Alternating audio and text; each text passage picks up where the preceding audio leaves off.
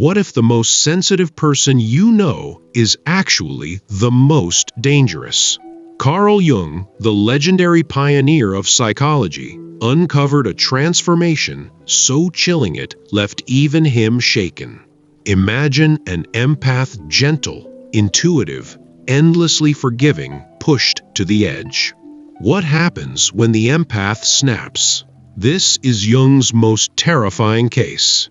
And tonight, you'll never see empaths the same way again. In the shadowy corridors of Jung's Zurich clinic, patient after patient arrived with the same haunted eyes. These were empaths, emotional shock absorbers, battered by betrayal, manipulation, and the silent violence of those they loved most. Their emotional intelligence was a double-edged sword, making them both exquisitely sensitive and painfully vulnerable. Jung's notes describe a psychological pattern that terrified him. These empaths didn't just suffer, they systematized suffering. They remembered every wound, every lie, every subtle act of manipulation. They mapped the emotional landscape of their abusers with surgical precision. Not out of malice, but survival. They became master strategists, cataloging every betrayal trauma, every boundary crossed, every act of psychological violence. And yet, they remained silent. They blamed themselves. They apologized for existing. Empaths, Jung realized, were not victims by nature. They were made into victims by a world that weaponized their sensitivity. Jung began to see the empath not as a broken soul, but as a psychological genius in hiding. These individuals could read micro-expressions, sense hidden agendas, and perceive the emotional undercurrents in any room. Their intuition was legendary. Jung tested them introducing strangers, observing quietly. Within minutes, these empaths could diagnose childhood wounds and relational dysfunctions with uncanny accuracy.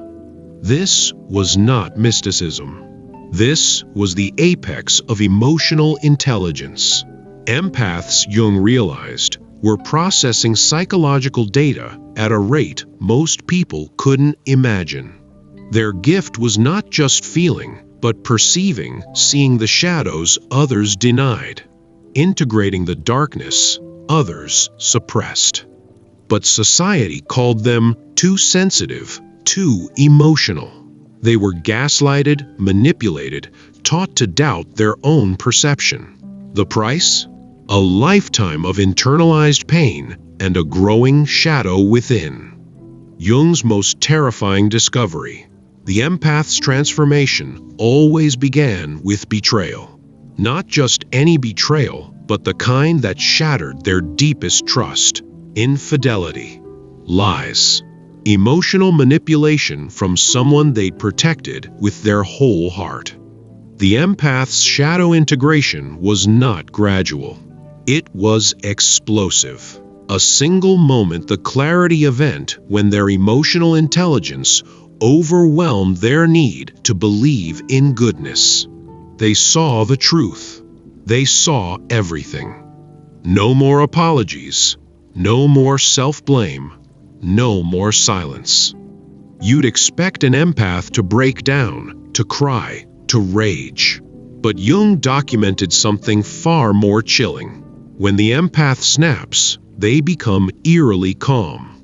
Their perception sharpens.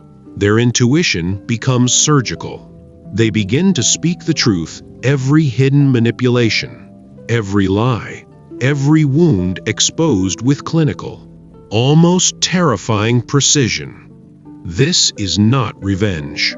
This is shadow integration. The empath's shadow is not evil, it's their denied strength, their silenced intuition, their suppressed intelligence. When they awaken, when they transform, they become psychologically complete. Abusers expect chaos. What they get is clarity. The empath is no longer a victim, they are a force of nature. Jung's case files reveal the aftermath. These empaths never return to their old patterns. They set boundaries, real, unbreakable emotional boundaries.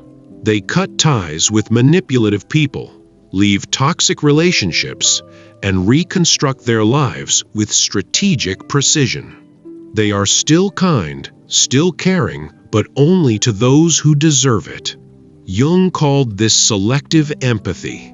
The integrated empath is both sensitive and wise, able to perceive manipulation before it even begins. And here's what truly terrified Jung. Manipulative people sense this change instantly.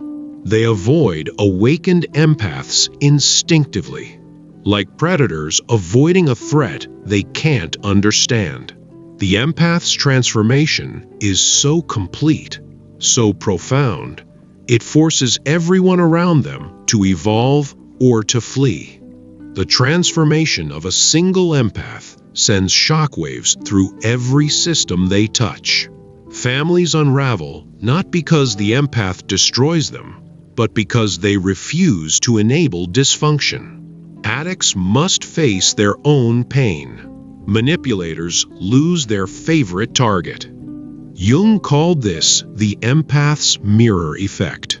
The presence of an integrated empath reflects everyone's shadow back at them. Authentic people feel safe for the first time. Manipulative people feel exposed, seen, unable to operate their psychological games.